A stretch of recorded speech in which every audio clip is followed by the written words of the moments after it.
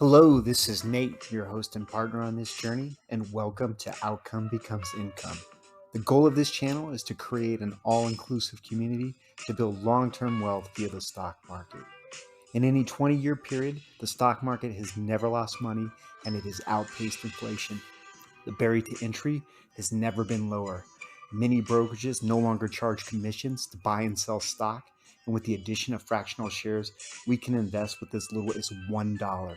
There has never been more options available for us to invest in the market and become part owners of publicly traded companies. With some form of income, a brokerage account, time, and patience, we can invest in a sound financial future together. Please join me as outcome becomes income. Hi, this is Nate with Outcome Becomes Income. Today I want to talk a little bit about optimism versus pessimism, and specifically how it ties into investing. I was just recently listening to a podcast and the guest was Morgan Housel. He's my favorite writer. He has written for the Motley Fool in the past, and now he writes for the Collaborative Fund. But he also has a book out, a bestseller. It's called The Psychology of Money. I can't recommend it highly enough. It deals with how psychology really gets in the way of how we deal with money and investing. But this quote, I've heard him use it several times through different podcasts, but it always sticks with me.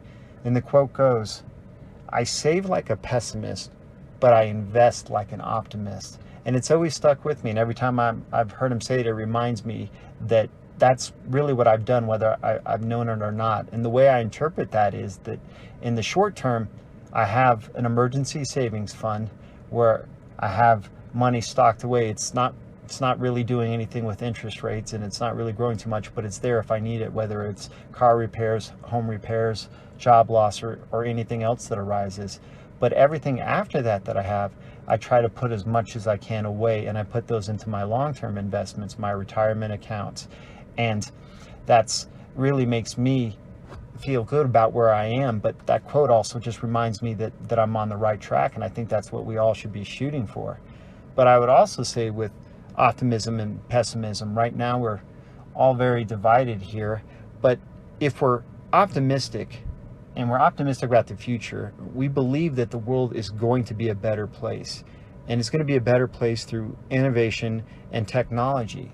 And if that's the case, we should be bullish on the stock market. We should be investing in the stock market. And the reason being is if we think things are going to get better, as they always have, and new innovation and technology arises, and we're investing, the potential upside is infinite. And the opposite side of that would be if we are pessimistic about the future and we think that this is as good as it's going to get, well, I would argue we should still be investing in the stock market. But if you actually believe that this is as good as it gets and the world is only going to get worse from here and innovation and technology stops, well, your investments can only go to zero. And that right there, to tie it all together, is the difference between optimism and pessimism. I am an optimist about the future. I think it is going to get better. I think stocks will continue to go up, even though right now in the interim they're going down, that over the long term they will. But the possibility to get multi-baggers will be great, and that the possible upside could be infinite. The downside, if I'm pessimistic, it can only go to zero. So that's all I have today. Thank you for listening, and I'll talk to you soon. If you're watching on YouTube, please like and subscribe. If you're listening on a platform like Spotify, Apple, or Google, please leave a rating and review. This will help spread the word and get our message out there. And if there's anyone that you think that can benefit from this content, please share. If you have any questions, comments, concerns, or just like to drop me a line, please feel free to do so. All feedback is welcome, and I love hearing from listeners. You can follow me on Twitter @BecomesIncome. Drop me a line at email outcomebecomesincome@gmail.com, and see what pictures I'm posting on Instagram and TikTok @OutcomeBecomesIncome. This is Nate, and until next time, thank you for being a part of Outcome Becomes Income.